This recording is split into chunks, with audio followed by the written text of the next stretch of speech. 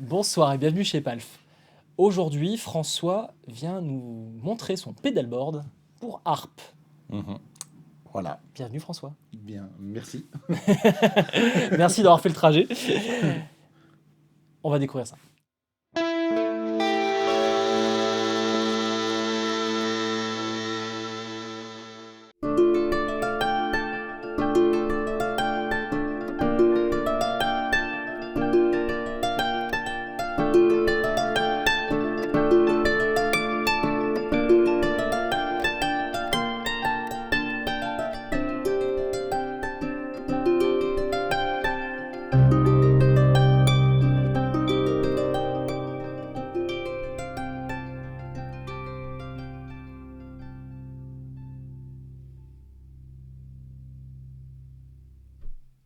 Bon, voilà une belle démonstration de comment se régaler avec des pédales, un pédalboard et une harpe. Alors aujourd'hui dans la configuration, on a du coup François qui a une harpe très spéciale, on en a parlé dans une autre vidéo, je vous invite à la regarder, où en fait aujourd'hui on a deux micros. On a un micro qui est dédié à rentrer dans la table et d'être enregistré directement comme une DI. Donc ça c'est celui qu'on aurait quand on fait comme ça. Je viens de me refaire écouter.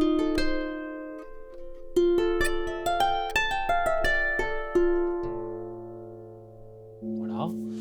Ça c'est la DI de François. Et on a un deuxième micro dédié au pedalboard qui rentre dans les deux amplis qu'on a ici. On a le Kelt Signature Axel Bauer qui s'occupe des aigus, si je ne me trompe pas, et le Mostro, toujours de chez Kelt, qui s'occupe des bas. Bon, Mostro qu'on a réglé avec très peu de gains, histoire que ça reste à peu près clean. Donc ça, c'est très très cool. Et je veux que justement, François, tu nous expliques comment tu as fait ça, pourquoi, comment tu en es arrivé là, etc.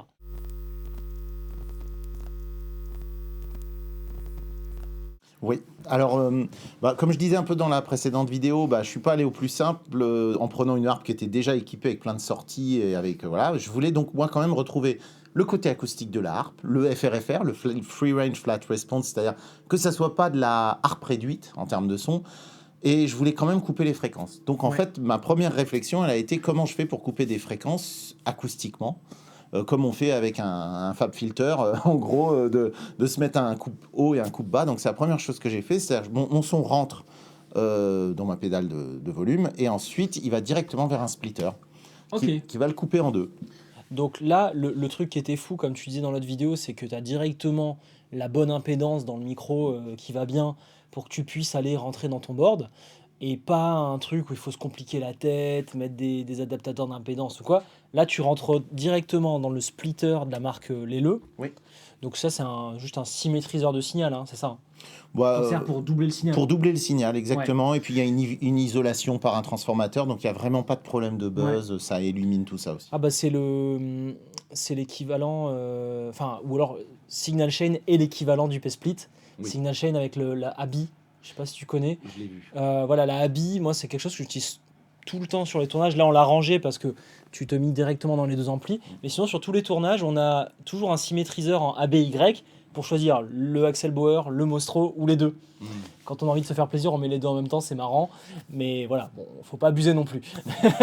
Donc toi, directement, tu doubles le signal, d'accord? Et après, tu fais comment? Eh ben, je passe par deux pédales de Signet Effect, la H24 et la L24. Donc H comme high pass, et L comme low pass, tout simplement. Donc ça me permet déjà de nettoyer le signal. Il faut savoir qu'on est en acoustique, donc même si je coupe une partie du haut de mon signal pour garder que le bas, il reste quand même, on entend encore. Mais l'idée, c'est vraiment de séparer en deux pour pouvoir faire des traitements d'effets différents sur chaque partie. Donc vraiment, par exemple, de distordre le haut tout en gardant un bas très clean. Voilà, c'était ça la première idée. C'est la méthode qui peut être abordée, par exemple, chez des bassistes qui veulent garder un bas de spectre assez bien défini et avoir de la fuzz en même temps sur des aigus. Parce que, pourquoi pas, hein, voilà. Et là, c'est intéressant la solution que tu as trouvée. Donc H24, c'est pas parce qu'elle travaille tout le temps, c'est parce qu'elle fait 24 dB d'atténuation, je crois. 24 dB d'atténuation de pente, ouais, de pente. Donc direct en 24 dB sur la fréquence de coupure que tu choisis. D'accord, c'est Sign Effect, je connaissais même pas, c'est une marque cheap ou c'est un truc, Non, c'est un gars qui travaille en Écosse, il fait essentiellement des séparateurs de signaux. Je lui avais également acheté quasi une mini tranche de console parce qu'il avait la Gigapara, ça s'appelle. C'est marrant. Mais après, je lui ai retourné parce qu'en fait, il n'avait pas abouti à un truc sur la haute impédance, basse impédance, justement. C'est-à-dire, quand on rentrait en haute impédance, les deux sorties qu'il y avait derrière, c'était pas logique. Enfin bref, ça marchait en XLR out, mais pas en jack out. Pas en jack. Donc, je perdais tout ce que j'ai cherché avec la haute impédance, je le perdais dans sa pédale. Par contre, il y avait des back sandals, enfin des filtres passe haut, passe bas, et puis un Q très précis qu'on pouvait ouvrir par bande de fréquence, donc là j'étais content. Chouette. Super beau. Donc dans une mini pédale, tu as ton fil qui va bien et tu choisis ta fréquence. Très chouette. Oui. Bon tu m'as donné envie de regarder ce qu'il fait ce gars-là. Et il a la C24 que j'ai pas acheté parce que moi je voulais vraiment séparer, mais qui est une pédale qui a les deux, un filtre passe haut et passe bas en 24 dB. Et tu fais un node. Et voilà, on fait un node et apparemment pour les bassistes c'est génial. Moi j'ai pas compris pourquoi, mais ça leur permet de cleaner leur bas, cleaner leur haut et donc d'avoir un signal très propre. J'ai pas bien compris parce que moi je suis pas bassiste. Mais en tout cas, voilà, c'est un... T'es d'accord, ça fait un creux, hein. Ça fait un creux. Un notch, pardon, je dis un node, mais c'est un notch. Ça fait un cut, un coup de bande. Si on va jusqu'au bout, quoi, mais sinon, c'est ça, on rapproche, on nettoie le bas, on nettoie le haut, en fait, ça recentre le signe. Ça fait un passe-bande. Ça fait un passe-bande, oui. Ah, d'accord. Alors ça, à la basse... Mais oui, je trouvais ça surprenant. Mais je sais qu'il faut en général cleaner le sub à la base pour pas en avoir trop. Okay. Donc ça permet de nettoyer en bas. Ouais, donc ça descend très bas en fait. Jusqu'où il va? Tiens, là on est 200 à 8 kg pour le haut. Et là c'est de 30 Hz, oui, jusqu'à 400 Hz. Ah oui, d'accord. Le high pass. Ouais, d'accord. Ouais, c'est intéressant. Donc moi là j'ai enlevé jusqu'à 150. Alors 150 Hz à la harpe. Le 440 Hz c'est le La. Bon après je parle de la fréquence de la note évidemment. Et c'est ceux-là ici. C'est ceux-là, là. Donc le 220, il est là. Et donc 150, on doit être autour de, justement, vraiment, les cordes métal graves, ce qui permet vraiment de laisser passer... c'est quand même très bas au niveau de la harpe, les fréquences. Oui, alors après, est-ce que c'est vraiment... fondamental, hein, pas les harmoniques, etc. Oui. Intéressant. Ok.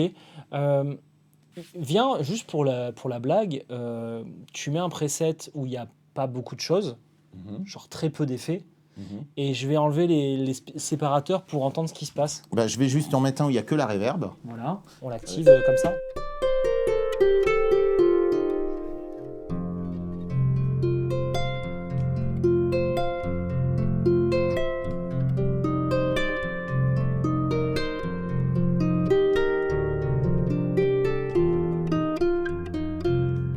Alors pour nous dans la pièce, c'est très difficile à entendre tout ce qui se passe. On entend les changements de fréquence.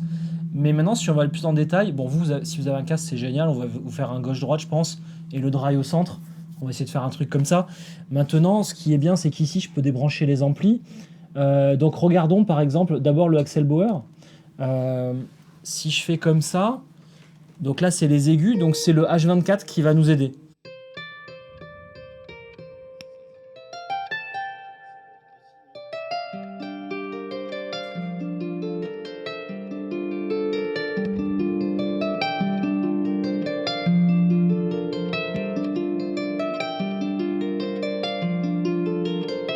Ça nettoie le mid. Là, on entend super bien.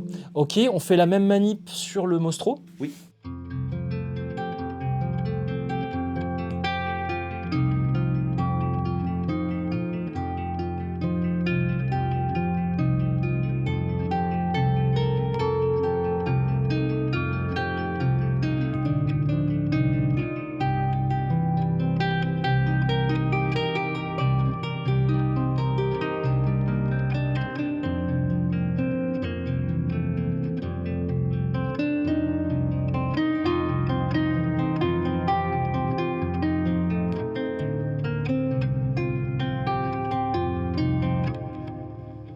Alors ça a été très difficile pour moi de me concentrer parce que, on en parlait ce midi, la harpe étant un instrument acoustique, j'entends énormément l'acoustique et l'ampli me paraît anecdotique, quoi.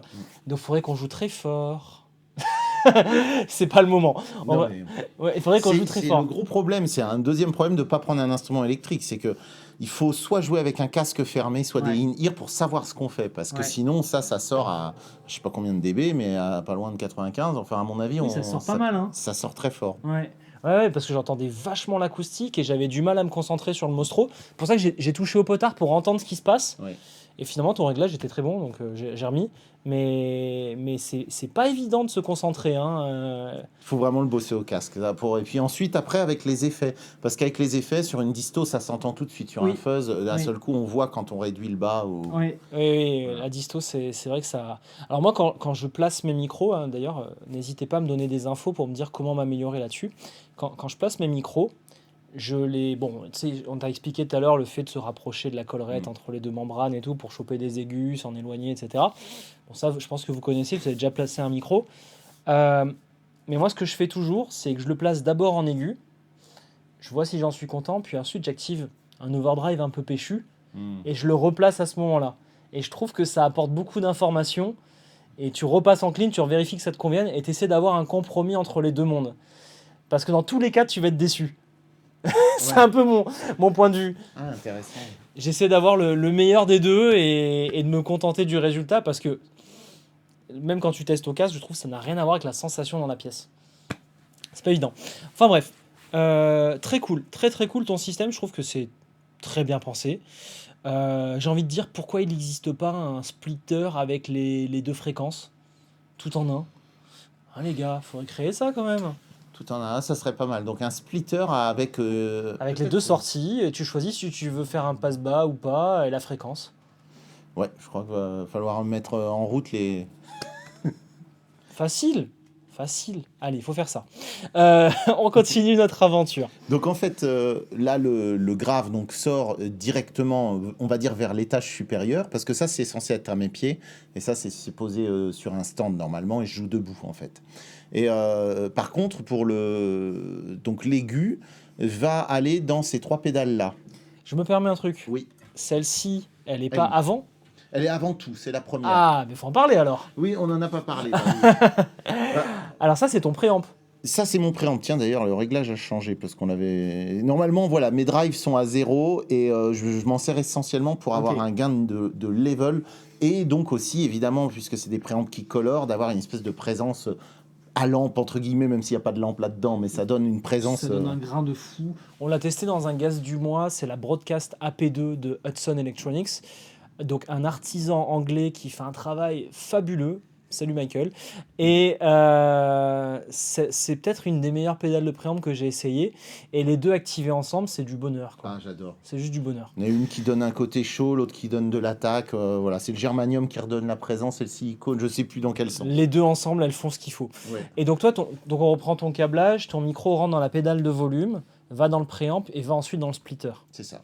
Donc ça, c'est quand même à noter, parce qu'on l'avait cité dans la vidéo précédente, je trouve que les micros sortis de jack, c'est un peu faiblard. Donc préamp. Ça, c'est important. Ok, et ensuite, voilà. Donc tu disais les aigus, il se passe là. Alors, oui, puis tiens, j'en oubliais une. Non, j'en oublie pas une. C'est-à-dire que mes aigus... H24, c'est les aigus. Voilà, les aigus, ils vont aller vers le kill switch, donc la télégraphe, que j'aime beaucoup, qui me permet de faire du trémolo. Alors, il faut que ça soit... ça, c'est les trucs de harpiste, c'est quand on joue en acoustique et qu'on a son acoustique, toutes les pédales de trémolo, il faut vraiment mettre des ondes carrées ou des choses extrêmement fortes et Ok. violentes pour qu'on puisse entendre l'effet, nous. Ça, c'est un truc, on pourra le faire dans une autre vidéo. C'est ce que tu m'expliquais, c'est que les pédales, elles vont pas sonner du tout comme tu le vois dans une démo de guitare, quoi. Genre, à chaque fois, c'est la loterie. Ah oui. C'est horrible. J'ai même acheté une fois une Mako M1, donc modulation. J'étais très content parce que pilotable en MIDI et tout. Ouais. Mais sincèrement, tous les presets sonnaient exactement pareil. Je lui ai dit, bah, franchement, c'est subtil, mais c'est pas mon truc. Je l'ai vendu à un guitariste. Il m'a dit, bah, je veux bien, mais on fait le test chez moi. Et c'est un de ses amis qui a essayé. Oh, j'ai fait, tout est beau, c'est magnifique cette pédale, mais ça ne fonctionnait pas avec ma harpe et mes pédales et mon routing de l'époque. T'as entendu Il faut- Walrus? Hein. Je suis triste pour toi. Moi, j'attends que J'adore la Mako, Walrus. j'adore les Mako. Ah oui, j'adore. Ouais. Elle était très bien sinon. Mais c'est normal. Ça me rappelle en fait un ami, Manolis, si jamais tu nous regardes, qui fait de la guitare acoustique. Et dans son trio, Benoît et la Lune à l'époque, quand je démarrais Anna Sounds, on passait du temps ensemble. Et lui, à l'acoustique, il n'y avait plus aucune règle. Tous les drives qu'on essayait, tu vois, par exemple, je pouvais me dire, bah tiens, prends la Savage, ça va te correspondre. Bah non, en fait, lui, c'était la Cerberus. Parce que, bah, finalement, ça compressait mieux ses fréquences. T'es vraiment dans la merde. Hein. Je suis vraiment, en fait, c'est pour ça que aussi je suis venu, que j'ai fait les 1000 km, parce que je me suis dit, je veux qu'on puisse au moins tester des choses en vrai, parce qu'en fait, il faut essayer, quoi. Parce qu'il n'y a rien qui est vrai pour la harpe qui serait vrai pour la guitare. Ouais, je comprends. Une tube screamer dans un Marshall, je dis n'importe quoi. Ouais, je sais pas si, non, en fait. bah non, ça ne sert pas ça. Oui, non, peut-être. Voilà, c'est... Ok, donc... Et puis même, d'ailleurs, je vais jusqu'au bout, la guitare, on va la chercher à l'exciter dans le médium, haut médium, bas médium, un peu lui donner cette espèce de présence. À la harpe, c'est tout l'inverse. C'est ces fréquences-là qui nous enquiquinent, et c'est pour ça que je les cut pas mal. Donc c'est en gros, pour nous, la main gauche, c'est en dessous du do du milieu, quoi, entre clé de sol et clé de fa, et un peu en dessous. Donc tout ça, c'est déjà un challenge au niveau de la lutherie, parce que les harpistes, enfin moi c'est à ça que je reconnais les harpes, c'est est-ce qu'on arrive à faire un médium qui soit pas pâteux, et en pâteux en termes de son, acoustiquement je parle, et d'avoir vraiment un médium qui ait de la présence de l'attaque, c'est difficile. Les cordes métal, on y arrive toujours parce que le métal il a une brillance, les cordes aiguës aussi, mais ce médium c'est ce qu'il y a de plus dur au niveau de la harpe. D'ailleurs souvent en équalisation, j'enlève une partie du médium, je fais un peu l'EQ sourire, quoi. Parce que le médium, il nous enquiquine, et pas de chance, les pédales sont pensées pour ce médium qui va flatter la guitare. Je comprends. Voilà, je sais pas si je... Ouais, c'est très clair. Bon. C'est très clair, ok. Et en plus de ça, les effets de modulation, il faut qu'ils soient très marqués. C'est cool. C'est cool, t'es bien dans la merde. C'est génial.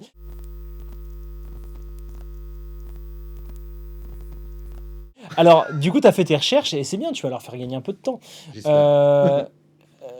Ok, on va pas se taper toutes les pédales une à une pour l'instant, on va le faire en fin de vidéo parce que je sais que parfois il y en a, ils cherchent plus la logique, comment tu t'es amené dans le truc, plutôt que d'aller écouter chaque son.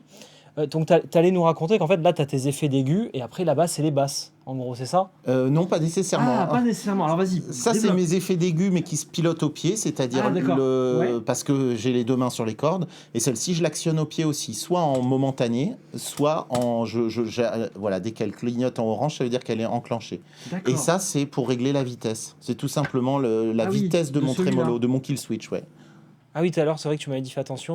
Oui, parce que tu étais vraiment sur le début où, voilà. Où c'est très lent. C'est ça. Et ça, t'as pas moyen de le régler? J'ai pas trouvé. Après, il faut peut-être que je change de pédale. C'était peut-être pas adapté. J'ai pas réussi à le régler. D'accord. Et donc ça, en effet, je le mets. Donc vu que c'est un stutter, donc ça découpe le signal. Et ben c'est très très exagéré. Résultat, ça fait quelque chose de doux. Bien. Ça fait doux à l'art. Ça fait pas mal. Vas-y, fais-nous écouter quand même. Bah oui.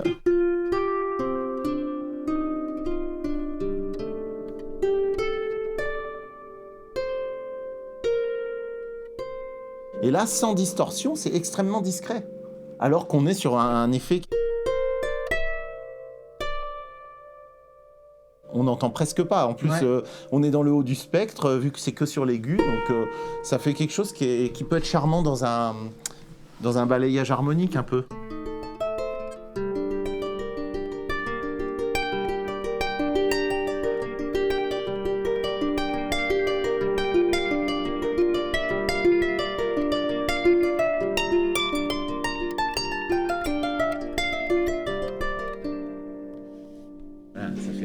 J'adore comment tu joues, c'est beau. Ah, merci. C'est beau, non mais c'est vrai que c'est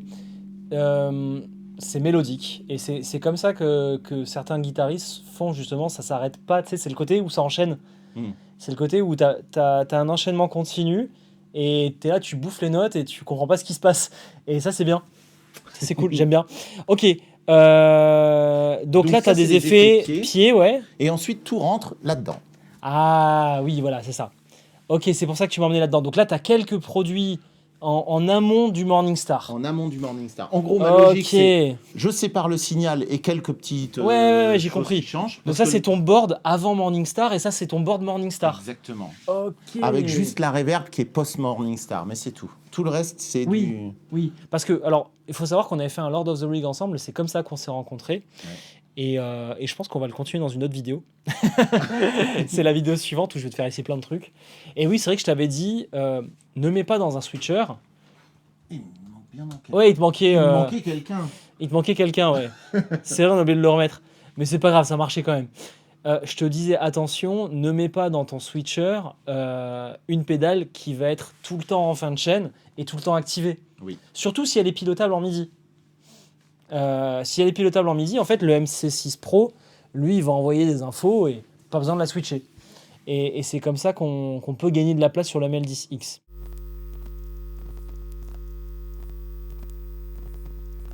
Oui. Alors pourquoi t'es rentré dans le Morningstar? Qu'est-ce qui t'est arrivé? C'était une dépression un Ouais, soir à non, 2h du matin ou... Moi, je suis un musicien qui a besoin d'appuyer sur un seul bouton et que tout se passe. Parce que le côté claquette, j'en voulais pas. Ok. Ensuite, je me suis dit, il y a des tonnes de choses qu'on peut faire. Il y en a que j'ai fait, là, il y en a que j'ai pas fait cette fois, mais on peut vraiment, sur une pédale, en fait, là, j'ai qu'une pédale d'expression. Je l'ai pas branchée, la pédale qui va, mais c'est pas grave. On peut très bien ouvrir une reverb sur le couplet, la refermer sur 20% sur le couplet, 40% sur le chorus. Enfin, et ça, c'est ça que j'aime beaucoup. C'est-à-dire qu'à chaque morceau, l'idée, c'est que j'ai qu'une pédale d'expression, mais qui va paramétrer un A, un B ou un pont, un chorus, quelque chose comme ça. Tu fais ce que tu veux en un bouton ou deux. Et là, sur mon morceau d'avant que vous avez écouté le début, Love and Believe, j'ai Love and Believe A, qui est le passage avec le delay, et une partie B où il y a plus un trémolo et où le delay s'arrête. Il est à 0%. Il est discret là, mais bon, c'est pas grave. Voilà l'idée, c'est donc d'avoir vraiment le moins de choses à penser. Et puis là, je commence seulement à profiter de ce pourquoi c'est fait, c'est-à-dire de router les pédales dans un sens inverse, ou de, par exemple, vous le verrez après, mais de mettre une distorsion que sur la répétition du delay, ou d'avoir une plage qui sert à faire une nappe et une autre qui sert à faire un solo. Enfin voilà, c'est ça l'idée. C'est magnifique. Magnifique. Je pense que tu es allé encore plus loin que moi sur le MIDI et tu l'as très bien exploité. Oui, en effet, le 1010X, il te permet de ne plus être forcément en série, de router les pédales comme tu veux. C'est une matrice. En fait, une matrice, on va se retrouver à rentrer les pédales d'un côté et de l'autre et de les mélanger comme on a envie. Et ça, c'est assez fou parce que comme tu l'as dit, bon, déjà, tu peux changer l'ordre des pédales. Donc, moi, typiquement, l'exemple que j'en ai à chaque fois, c'est mettre une belle fuzz, genre une Big Muff, après une belle reverb et d'avoir un truc spatial cassé qui crépite, tu vois. Moi, c'est quelque chose que j'aime beaucoup faire. Et comme d'un seul coup, remettre ta fuzz en début de chaîne et la stacker avec un overdrive et d'avoir... En fait, tu fais ce que tu veux, quoi. Alors, attention, une matrice, c'est quelque chose de bufferisé, évidemment, parce qu'elle est électronique. Donc, typiquement, les fuzz vintage, c'est pour ça que je t'en parle depuis le début, vont se comporter différemment de s'il n'y avait pas la matrice. Parce que tu vas changer leur impédance et tu es la personne la mieux placée ici pour comprendre l'impact d'une impédance. Donc en changeant l'impédance d'entrée d'une fuzz, tu vas bien évidemment avoir des belles surprises. Voilà, c'est quelque chose à savoir. Au niveau de la matrice, tu peux aussi t'amuser, parce qu'ils ont fait ce qu'il faut en logiciel et en hardware, à créer des chemins parallèles.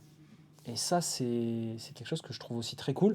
C'est-à-dire que tu pourrais t'amuser à mettre ton délai, ta reverb en parallèle, et non pas en série, et sortir un morceau sur l'ampli de gauche, un autre sur la droite. Voire même, on peut décider que la sortie B, le return ne va pas directement au return, mais va vers un troisième, un quatrième, un sixième ampli. On peut faire du 8 points, du 10 points si on veut avec ça. Tu fais ce que tu veux. C'est monstrueux. Donc t'es pas du tout limité par le hardware, juste par toi-même. C'est ça. Et ça, c'est frustrant, non ? Les idées. Et les idées, ouais. Donc là, tu nous as fait entendre 2 passages. Est-ce que tu aurais un son un peu fou ? Oui, du fou, j'en ai. Fais-nous un truc fou.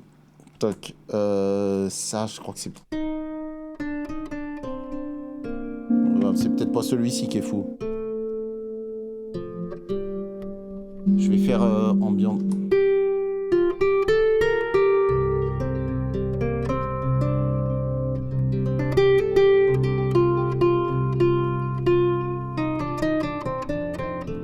C'est pas le plus fou, hein. Je vais chercher un autre truc qui est amusant, c'est celle-ci.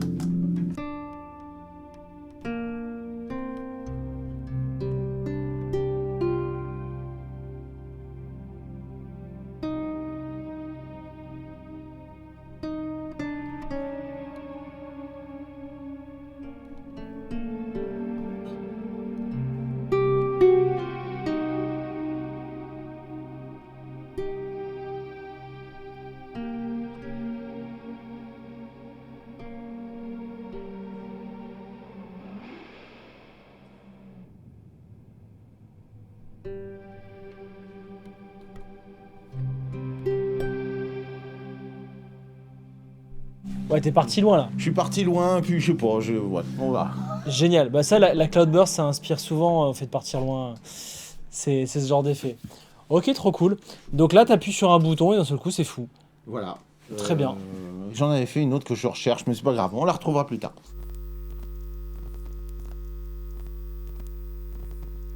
Ok, bah allez, vas-y, présente-nous un peu tes différents effets. Donc on a vu le trémolo. Ça, c'est marrant. Ça, c'est génial. Ouais. Alors ça, c'est tout simplement le Bixby, donc le trémolo, la barre qu'il y a sur la guitare. La barre d'une Bixby, ouais. Et donc ça, c'est super parce que je vais me remettre en son normal. Et donc le piège avec ça, enfin ce qui n'est pas évident, c'est qu'il faut vraiment le travailler sur la résonance de la corde, sinon...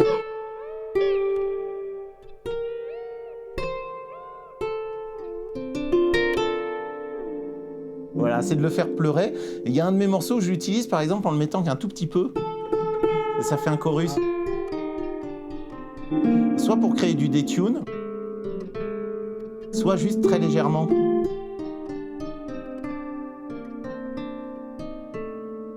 Ça fait vraiment chorus là pour le coup. Comme ça, c'est cool. Oui, je l'avais fait trop. Ouais.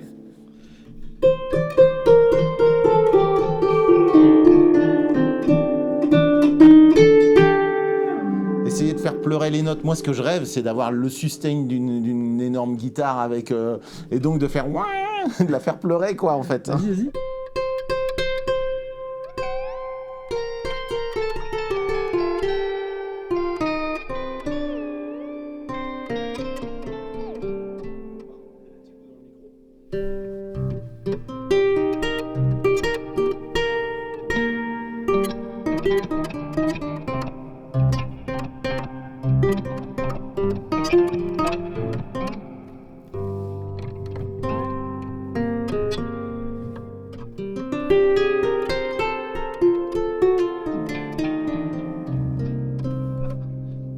Et mine de rien, ça demande une vraie maîtrise, bah, comme beaucoup les pédales en fait. Ah bah là, t'es comme sur une fretless, hein.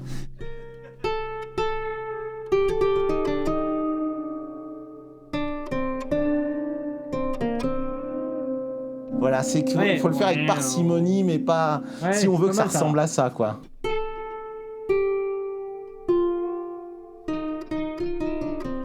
Sinon, ça fait vite le Ouais. doubling, le doubleur quoi. Enfin, Ouais, un côté dual tracker. Ouais, c'est ça. Je comprends. Bah très cool, bon c'est marrant. Hein. Ça c'est bien, puis ça permet de faire pleurer ses notes avec les pieds quoi, parce que on peut pas toujours appuyer là-haut sur le. Bah ça a pas l'air pratique tes petits leviers là. Hein. Oui, quand il faut y aller vite, c'est pas toujours pratique en effet. Puis surtout, ça j'adore, hein, mais c'est dans la fabrication de cette harpe, j'ai demandé à Kamak qu'ils me mettent vraiment de la place là-haut pour vraiment pouvoir appuyer, ouais. Mais malgré tout, bon, t'es en train de jouer là, t'es un peu occupé. Et... c'est bien pour ça qu'après il y a eu les harpes à pédales, parce que les harpes à levier, pour faire des choses qui changent, faut quitter une main. Bah ouais, du coup c'est quand même plus pratique à pédale. Oui, c'est plus pratique, mais je préfère du coup, le son de ça. ta pédale avec ton levier. Je me rajoute des pédales, en fait je suis habitué aux pédales, donc j'en ai ramené partout. Ah, c'est donc ça. Ok. Bon. Voilà. Alors, il y a des pédales que je reconnais. Alors, la Shuchen de Dolmen Effect, on connaît, on a déjà testé il y a un moment. C'est un double boost de mémoire, style Ecoplex, c'est ça? Il y a une partie Ecoplex et l'autre partie Germanium, je crois, ou un truc comme... Donc là, c'est fait au beurre breton. Hein. C'est ça. Ah ouais, là, c'est fabriqué en France. Ensuite, tu as la Killer V qui est un magnatone de mémoire. Magnatone, et surtout, je m'en sers pour le vibrato. Et la couleur. Le magnatone va avoir tendance à légèrement assombrir. Je choisis un preset où il n'y a pas trop d'aigus. Et j'utilise le vibrato qui a tombé par terre. Le vibrato tout seul, c'est... Ouais, il marche vraiment bien. La Killer V, c'est vrai que c'est un produit qu'on tourne pas mal. On a pas mal de personnes qui l'utilisent. Et quand on l'avait essayé, tu as vraiment cette sensation d'ampli qui est belle. Ouais, c'est une vraie réussite. Moi, j'ai eu un coup de cœur pour celle-ci. Tu nous fais écouter un peu ce que t'en fais ? Carrément. Donc, elle doit être Killer V.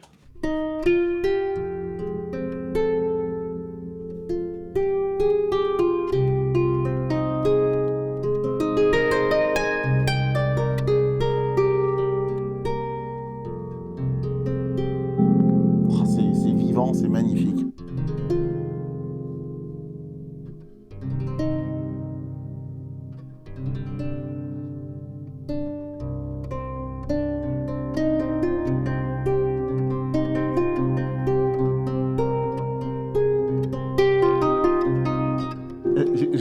même honnêtement, je cherchais le crunch à la maison, je ne le trouvais pas.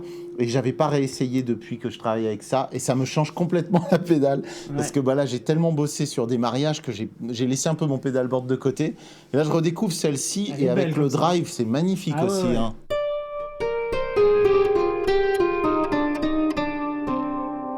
Je trouve qu'elle a un crunch qui est super beau. Hein. Alors le crunch, tu l'as en poussant le volume Oui. et tu le perds en poussant le master. C'est ça en fait l'idée. Ouais, c'est ça. C'est pour ça que je t'ai poussé un peu le master, parce que je trouve que ça rendait mieux de garder un truc un peu plus clean quand même sur ta harpe. J'ai l'impression qu'un overdrive sur une harpe, c'est un peu délicat quand même. Le problème, c'est que ça doit rester de la harpe. Et si ça, Ouais. ça commence à faire de la guitare sale, et c'est là que c'est... Ouais. J'aime bien que c'est... comme beaucoup de guitaristes, j'entends bien, ils aiment bien quand ça commence à cruncher un tout petit peu. Le fameux edge of breakup. Ah ça je connaissais pas, mais oui, C'est ça. le moment où ton ampli il s'exprime le mieux, mais il est pas non plus en train de faire n'importe quoi. Tu vois, il est pas encore bourré. Là, on y Ça- était presque. Hein.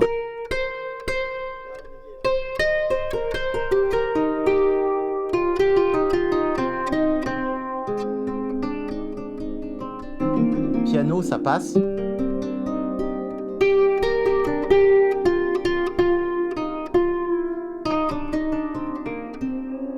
Ah, exactement.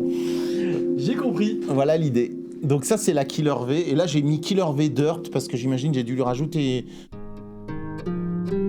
Je sais plus ce que c'est, mais bon, voilà, bref. Ok. Bon, la Cloudburst, on l'a essayé un paquet de fois. Ouais. Ensemble, là, ça fait le côté ambiante. Donc ça, c'est bon. La Illumine, tiens, tu l'utilises comment par rapport à la Cloudburst? Alors, la Illumine, vu qu'elle est post-Morningstar, j'utilise un preset qui va avec. Tiens, d'ailleurs, je viens de réaliser que... Template. Voilà, ça, c'est le problème de ces petits câbles. C'est la seule chose que je reproche à cette... Ouais, ils ont foutu des câbles que tu m'as dit là, un huitième, un des huitième trucs. de pouce. Je sais même pas que si ça existe quoi. 2,5. Attends, c'est quoi? C'est du mono qu'on a dans les synthés, c'est ça? Ah non, c'est en stéréo en plus. Non, mais laisse tomber, l'embase, elle doit tenir que dalle. Bon, Oui. ça n'a pas été très malin de leur part. Ça, c'est la seule erreur, parce que j'adore cette reverb, notamment. Voilà, là, c'est le preset de base. Ça, c'est leur preset wet. Et ils ont fait 3 presets wet, V1, V2, et puis V3 et plugin. Et je trouve que c'est extrêmement naturel. Là, c'est plus prononcé. oui, Mais la V1, j'avais la première, la Nenaber, et il y a quelque chose qui est naturel. Et puis évidemment, je suis musicien classique, donc je vais rechercher des reverbs pour l'instant qui respectent un espace classique, quoi. Logique. Mais là, oui, c'est joli. C'est très beau. c'est beau. Très beau. Ok. L'Octaver, t'en fais quoi? Alors, l'Octaver, je l'adore parce que l'avantage de l'Octaver, c'est que sur cette version de l'OC3, il y a la partie range. On peut jouer donc en Octaver, en drive, ce qu'ils appellent, et la partie range. Donc, on choisit la note à partir de laquelle ça va déclencher l'octave. Ah, d'accord. Donc, tout simplement, c'est celle-ci, mais je peux très bien, par exemple, enlever le Do, voilà, et le remettre. Ouais, je comprends. Donc là, mon Ré, il est nature, il est non octavier. Et là, mon Do, il est octavier. D'accord. Et on choisit le volume. Alors, j'aime bien en mettre plus, mais on a vu que j'ai encore des fréquences, des petites histoires de fréquences à gérer. Donc là, je le mets normalement. Donc lui, il est en début de bas. En début de bas, c'est ça. En début de bas, et il te permet de créer un sub. C'est ça. Alors que certains s'embêtent à l'enlever, toi tu le remets. Alors, c'est pour ça que je l'ai mis avant aussi, c'est que normalement, j'utilise les sorties séparées qui permettent de garder le signal qui passe au travers, comme un boîtier vide, et de garder de sortir que le sub. C'est quand on branche les deux sorties, Ouais, on a ouais. le direct out ne sort que le sub. Et c'est ce qui permet moi de le mettre dans une DI et de faire une 4e voix où je peux mixer juste le Tu sub. pourrais faire ça aussi. Ouais. Voilà, là on l'a pas fait, Ok. mais c'était ça l'idée. Je comprends. Wow. Et le deuxième, je l'ai pris parce que je me suis dit... Ah, je m'en souviens du Lord of the Loop, tu m'avais raconté ça. Ouais, ouais, je m'en souviens. Mais oui, là tu le fais plus ça. Alors je le fais, là je le fais plus là parce que là je me suis dit il faut que je remette une DI que ça et bon c'est j'ai bon. dit c'est bon ça va, C'est bon. ça va. Il y en a assez des bas. Il y en a assez. Mais ok, bah là tu peux juste mixer ton sub avec tes bas et c'est bien. Ça permettait que vous ayez une piste en plus pour la séparer et la mixer, mais en fait mais- voilà. Tu sais, en fait, quand tu commences à rentrer dans des trucs trop compliqués comme ça, tu te retrouves avec 12 pistes Ouais. et tu te dis, mais ok, maintenant comment je mixe ça quoi? Je suis d'accord. Et c'est Déjà pour ça 3 que j'ai pistes, changé. c'est bien quoi. Et Morningstar me permet ça, c'est qu'en ne choisissant que certaines pédales, j'ai pas les problèmes aussi d'avoir trop de choses stackées ensemble, la perte du signal. Et voilà. Ouais, c'est mieux. Et celle-ci, ouais. je l'ai mise dedans pour justement essayer de récupérer que la sortie range, pour pouvoir vraiment cibler, me dire je veux appliquer tel effet que sur telle et telle fréquence. C'est-à-dire de pouvoir monter le range, de dire par exemple je mets ma fuzz après ça, et ma fuzz ne dépassera pas, parce que là pour le coup ça n'envoie que le sub. Mais le problème c'est qu'il y a déjà un sub plus sub égale double sub, et ça fonctionne pas comme il faut. Donc en fait ce que je cherche c'est une pédale qui me, en gros, un brick wall, en fait, c'est ça. C'est que ça fait brick wall, quoi. Mais alors attends, je comprends pas. Tu veux le sub du sub? En fait, ce que je voudrais, c'est juste du sub, mais parce que, en fait, ce que je cherche, c'est surtout la séparation. Ce que j'aime avec celle-ci, c'est qu'on a vraiment la séparation des fréquences radicalement. Donc, mais en fait, elle n'est pas idéale. Il faut que je la change, il faut que je trouve autre chose, il faut que je vous achète une pédale qui remplace. Faut que tu me réexpliques ça après, ok. J'ai pas compris exactement ce que tu cherches à faire. Parce que là, par exemple, je viens de dire, le dos, je peux le mettre dedans ou l'enlever. Ouais, j'ai compris. Mais si par exemple le range le change, je peux me dire, tiens, là, ma harpe est coupée en deux jusqu'au là. Ouais. Et là, je peux dire, je mets cette pédale en premier dans le Morningstar, puis je mets un effet derrière, et mon effet va vraiment s'arrêter pile poil à cette fréquence. Moi, ce que je cherche, c'est pouvoir vraiment avoir un cue qui me permette de me dire, je vais mettre l'effet que sur telle partie de la main gauche. C'est ça que je cherche, en fait. Ah, tu voulais que ça fasse du -1 que sur une bande de fréquence? Sur une bande de fréquence. Mais, et c'est le seul qui fait cet effet où ça s'arrête exactement à la note. Parce que même un filtre passe en 24, il y a une pente. Donc j'ai toujours un truc baveux. Oui, mais au final, lui, il est fait pour faire ce qui est en dessous d'une fréquence. Ouais. Donc cherche pas à le détourner. Oui, non, mais ça n'a pas marché, j'ai cherché. Donc, ce qu'il te faudrait, en fait, c'est le C24. Ouais. Avec un note split. Oui. Et là, tu mets ton octave là-dessus. N'importe laquelle d'octave. En fait, le C24, et puis peu importe l'octave, parce que c'est pas l'octave que je recherche, c'était juste le côté séparation de signal, quoi. Le C24, alors. Non, il faudra que je réinvestisse encore. Je vous montre ce qui marche, mais aussi ce qui marche pas. Je fais des efforts. C'est intéressant. Moi, ce que je veux entendre, c'est toute l'histoire. Oui, bien sûr. C'est pas le résultat. De toute façon, un pedalboard. Qui a un pedalboard qui ne bouge pas depuis 1 an? Mettez un commentaire. Et venez, je vous invite à aller faire un tour sur palf.fr. Parce que 1 an, c'est grave. 1 an, ça veut juste dire qu'on a fait autre chose. Ouais, c'est ça. Non, voilà, ton board, je te rappelle dans 3 semaines, c'est pas le même, quoi. On est d'accord. Alors ça, c'était un boîtier pour du bruit, c'est ça? C'était un hum éliminateur de chez Behringer, parce que chez moi, j'habite à côté d'une ligne électrique haute tension, qui fait que dès qu'un train passe, ça me rajoute du buzz. Alors moi, je m'arrache les cheveux à la maison. Et ça m'a enlevé un buzz. Ça m'en a enlevé un à la maison, mais là, on l'a enlevé parce qu'ici, il n'y a pas de buzz. Et ça a aussi tendance à réduire un peu les fréquences, donc c'est pas si bon que ça. Tu dois avoir un transfo dedans, c'est passif. Et donc, oui, ça fait un passe-bas à un moment, sur les hautes fréquences. Bon. Ok. Alors après, tu m'as dit que tu as fait un peu de do-it-yourself. Oui. J'ai fait du do-it-yourself. T'as fait ça sur Music Ding? Music Ding, exactement. Ouais. Donc ça, c'est t'as fait ça et ça, hein. leur fuzz et leur delay analo. Et ce que j'aime, c'est que c'est des one switch. Donc là, la fuzz, il y a juste un potard de niveau de fuzz et c'est tout. Puis je voulais un son très... là, c'est le son crado qui décroche, que j'adore, quoi. C'est un peu velcro, le son dedans. C'est ça. Et alors, je l'ai couplé parce que, pareil, les histoires de gain avec la high headroom qui est vraiment géniale en boost, qui me permet quand même d'avoir... une réponse, parce qu'une fois de plus, je pense qu'un micro de guitare n'aurait aucun problème avec elle, mais là, il y a besoin que ça rentre dedans plus et qu'on récupère un peu d'aigu et d'excitation. Et à l'inverse, t'as pas essayé de le mettre après le high headroom? J'ai dû essayer ça, mais il me semblait que c'était pas convaincant, parce que je pense qu'il faut vraiment rentrer dans le fuzz avant. Ok, tu nous fais écouter? Eh ben ouais, alors Dark Loen, où est-ce qu'il est? Toc. Ben non, j'ai 3 pages, fuzz.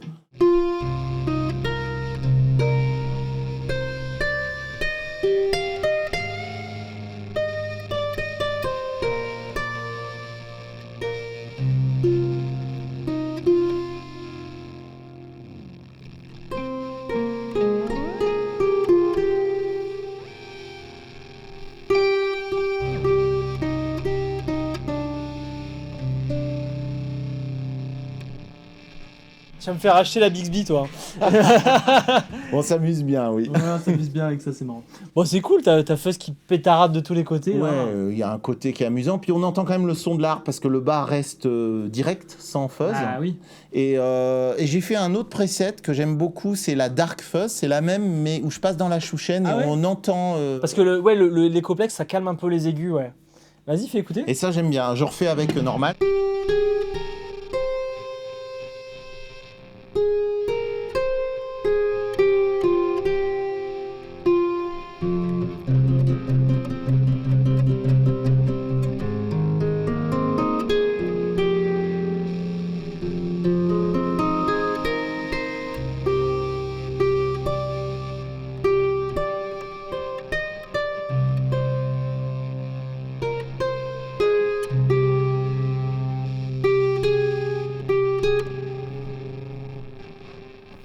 Ça me sert de filtre, en fait, tout simplement. C'est chouette. Et ça permet de faire des choses un peu plus sombres, plus lentes, plus... Ouais. Voilà, là, je pars un peu en impro, mais... Parce que tout ça, c'est tout récent et il me reste à coller mes compos avec mon pédalboard maintenant. Non, mais c'est très très chouette. Franchement, ce que t'en as fait, c'est cool. Tu t'en sers de temps en temps du Headroom sans la fuzz? Alors, dans mon truc d'avant, il était génial avec un micro dans l'aigu parce que ça donnait une super largeur. Belle ouverture, ouais. Ah ouais, et ça c'est vrai, je crois que ça repart 130 volts à l'intérieur, il y a un Je sais plus Headroom, combien, je sais mais plus ouais, c'est ça quoi. déboîte. Ça déboîte. Et j'adore cette C'est un de mes pédale. boosts préférés, donc ouais, j'aime beaucoup. Pareil, très musical, tout Ouais. seul. Et là, là je l'ai stacké avec la fuzz, mais manque de place aussi. On n'a que 10 pédales mono ou 5 stéréo, donc faut faire des choix. On n'a que... Que 10 pédales. Oui, enfin, sur Morningstar, ils expliquent comment mettre deux les uns, ils expliquent tout ça, mais c'est beaucoup. Oui, en fait, par sortie, tu as du stéréo, donc tu peux utiliser le stéréo en mono pour doubler le nombre de pédales, pour passer à 10 pédales. Bon. Il reste 3 petites choses. Donc là, le délai Music Ding, on en a parlé. Et là, tu as un délai Freeze the Tone un peu plus évolué. Alors lui, j'imagine que tu l'as pris parce que tu aimes bien voir les BPM. J'en étais sûr. Bah, Évidemment, tu as ça et tu as le Providence. C'est les deux que je vois avec les BPM qui s'affichent. exactement. Ça me fait penser à K2000 ou un truc du genre. Complètement. Ouais, on est là-dedans, hein, t'es d'accord. Et je trouve ça élégant au final, hein. Mais c'est pas l'interface la plus friendly la première fois. Grosso modo, en fait, c'est quoi? T'appuies sur ces boutons et ça fait des choses, hein. Oui, et en fait, ce qui est vraiment bien, le premier bouton principal, il est là. C'est-à-dire, on choisit de travailler sur les deux delays parallèles ou un seul. Donc là, si je veux par exemple que le delay A, j'appuie sur A et là, je change mon mix. Ok, je change le mix du delay A. Ah, je déteste les réglages comme ça. Ah ouais, moi j'adore pour le coup. Je déteste. Et puis là, on peut killer le A pour entendre que le B ou killer le B pour n'entendre que le A. Tu peux pas juste avoir un potard de mix si il est là, regarde. Si, mais ils sont accessibles. C'est-à-dire le mix, il reste constamment disponible pour les deux. Ah, j'ai eu peur. Non, on peut, voilà. Mais Parce que s'il faut rentrer dans un menu pour tourner le mix, j'avais envie de... Non, mix et feedback, on peut les accéder directement. D'accord. Et en fait, le time, tu l'as au tap. Au tap et sous toi, tu l'as là, oui, je l'ai reprogrammé là. voilà. Je l'ai pas branché, mais je l'ai Mais là, je peux le programmé. faire ici, j'imagine. Voilà, 123. Allez, est-ce que j'arrive à 120? C'est bon. 118. Ah, putain. Ah! A few moments later. C'est débile ces jeux, mais j'adore. Ok.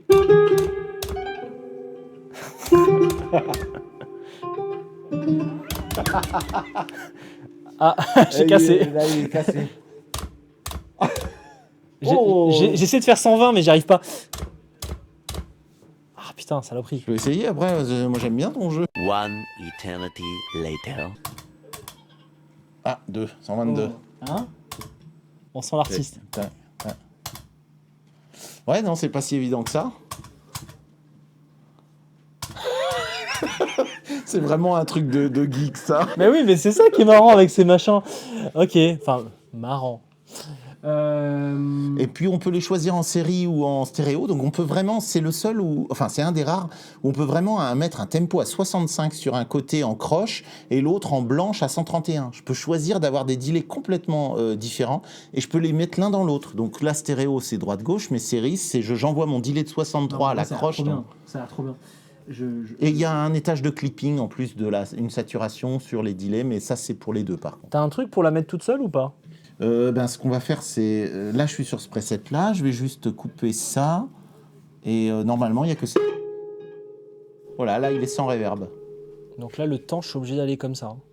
Alors, Non, tu peux taper sur tempo et puis au rotary. Voilà.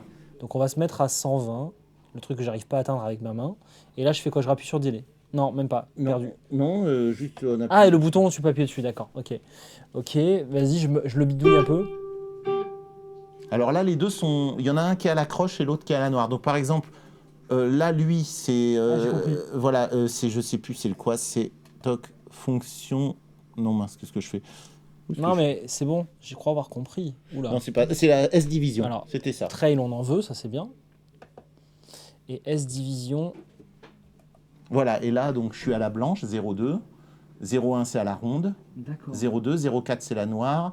2 tiers, c'est triolet, etc. 4 Ah oui, tiers, d'accord, j'ai compris. 4 pour 3. Donc là, je t'ai mis tout le monde à la noire. Tout le monde à la noire.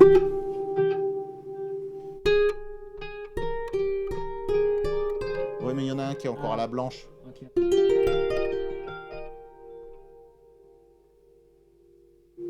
Je savais pas que tu geekerais sur celle-ci, mais c'est très bien. Vas-y. Ah, il est en stéréo? Oui. Ah! Et puis on peut mettre peut-être pas le feedback à fond, mais le mix à fond.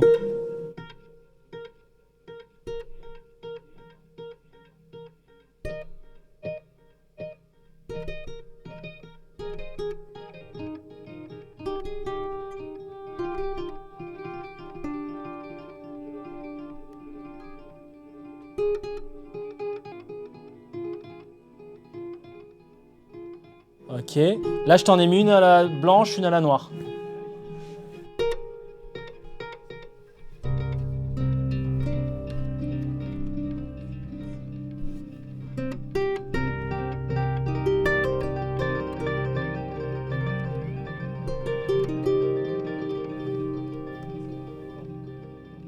Ah oui, mais là, il n'y a que le A que je règle. Voilà, il faut que je mette bien les deux. Ouais.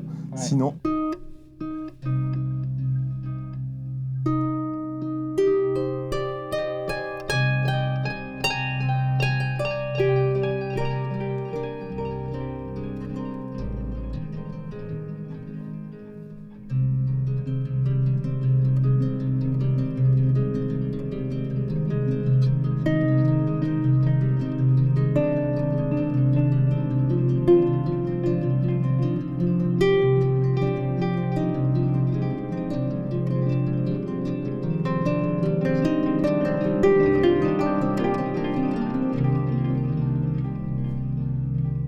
Il y a un délire, hein? Ouais.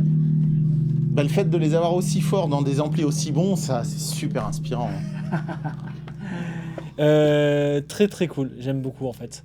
Je suis pas sûr que cette interface va parler à tout le monde, parce que il faut savoir ce que tu veux faire quand même. Mais par contre, c'est illimité en termes de possibilités. Ça, c'est très chouette. Et il est digital tout en ayant quand même un charme, c'est pas froid. Est-ce que tu sais si dedans c'est une cellule analogique ou ça reste du numérique de partout? Je crois que c'est numérique sauf la partie gain préamp là. Oui, bon, ça c'est Mais Ça, aucun intérêt de le faire en numérique. Ok, franchement, j'avais pas pris le temps de l'essayer, c'est très cool. Et tout pilotable en MIDI, c'est aussi pour ça que je l'ai prise, pour oui, pouvoir bien évidemment sûr. attribuer. Bah voilà, si un jour il me faut un délai MIDI, j'hésiterai entre ça et la Mac OD1 que j'aime beaucoup aussi. Je trouve ça très cool, très très cool. Et la H2O, c'est ton Chorus Echo. Voilà, ça je l'ai acheté il y a pas longtemps sur internet. Voilà, elle est très liquide, très jolie, enfin.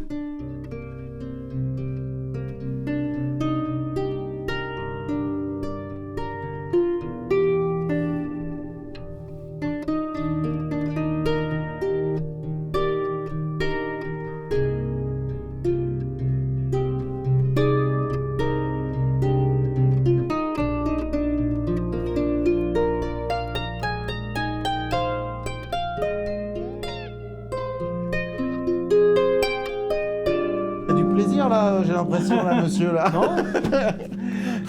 Mais c'est trop bien, Chorus à l'harpe. Ah oui, le chorus ça marche bien. Ça marche trop bien. Et j'ai fait la même chose avec la chouchen, le même chorus mais en dark. Vas-y. Et je trouve que c'est très beau aussi.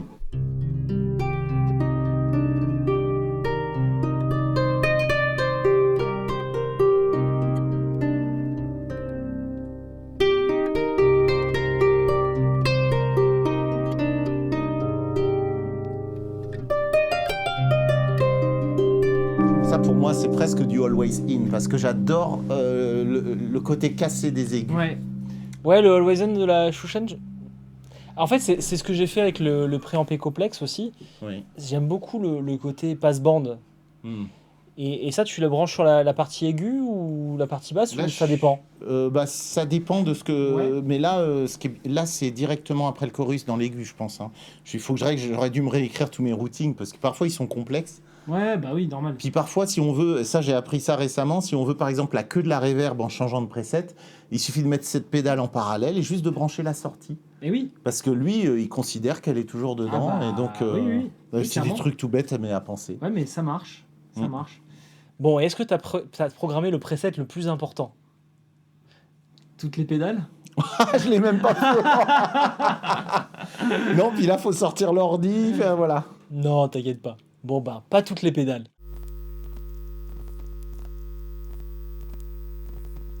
Puis, et d'ailleurs, c'est un petit tip and trick, mais en fait, ça, j'ai un truc qu'on m'a appris pour les ordinateurs. Ouais. Parce que dès qu'on branche l'ordinateur, on branche en USB, ça crée des buzz. Ouais. Parce que des problèmes de masse. Et évidemment, j'ai un ami qui m'avait dit, mais c'est parce que les ordinateurs, ils ont été mis avec la Terre, mais c'est du upgradé par rapport, c'est de la classe 3, ça a été mis en classe 2 ou je sais plus. Mais en gros, il me dit, tu peux te passer de la Terre, parce que ça a déjà un boîtier, etc. Donc j'ai bidouillé, j'ai enlevé ma Terre et ça enlève tout. Mais c'est pas bien, faut surtout pas faire ça. Mais Enlever vraisemblablement... la terre de ton ordi?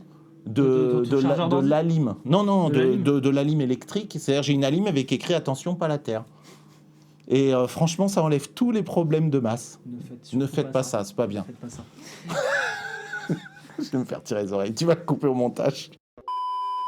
Alors, la terre sert à vous protéger si un jour il y a un problème électrique.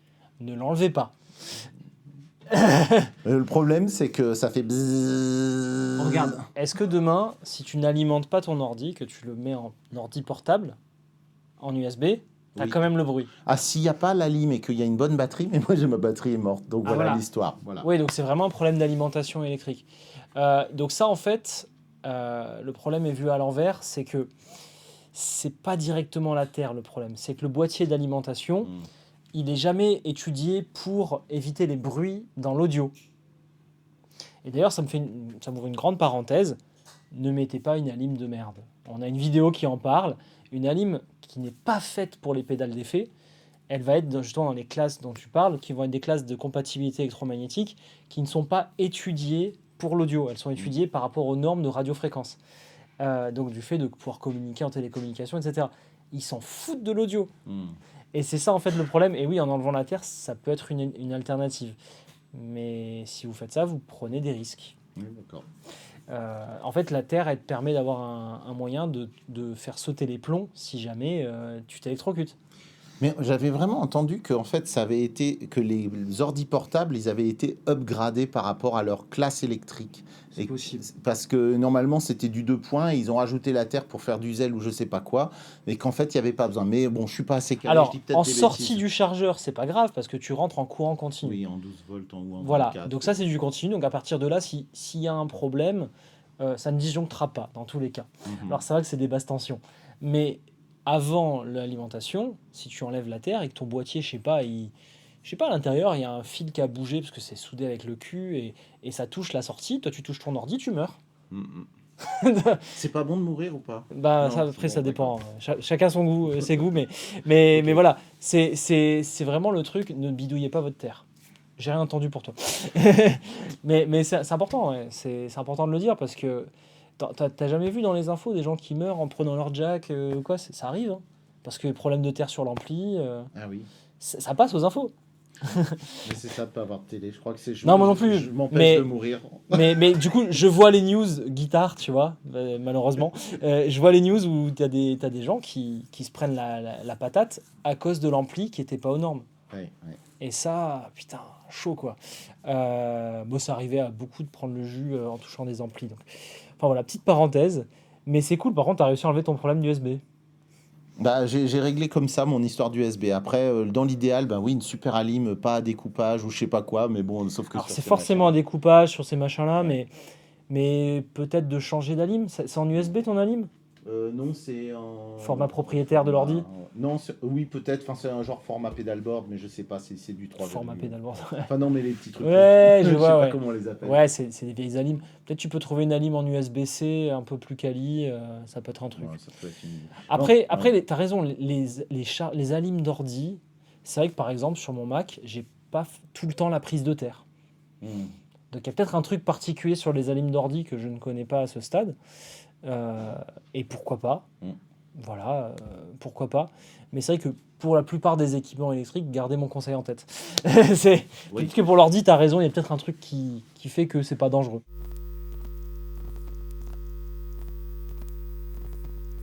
Voilà, bon, on s'est bien amusé quand même. Voilà, Dilly Analo, on l'a pas fait, mais c'est pas très grave. C'était... Ah bah vas-y, mais le Bon, nous, c'est juste histoire pour se dire qu'on- au revoir, on se met un deal analo.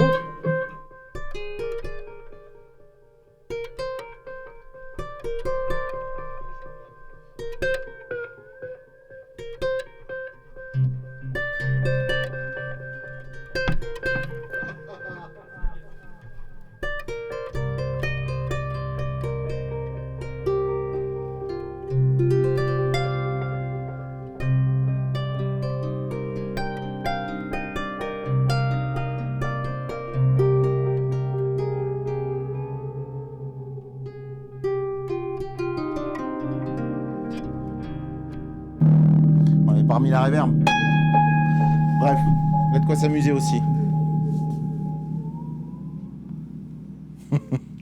Trop bien. Bon. Merci beaucoup François. Avec grand plaisir, merci. Merci d'avoir suivi cette vidéo. Et voilà, j'espère qu'on aura d'autres épisodes harp. Et je vous dis à la semaine prochaine. Merci.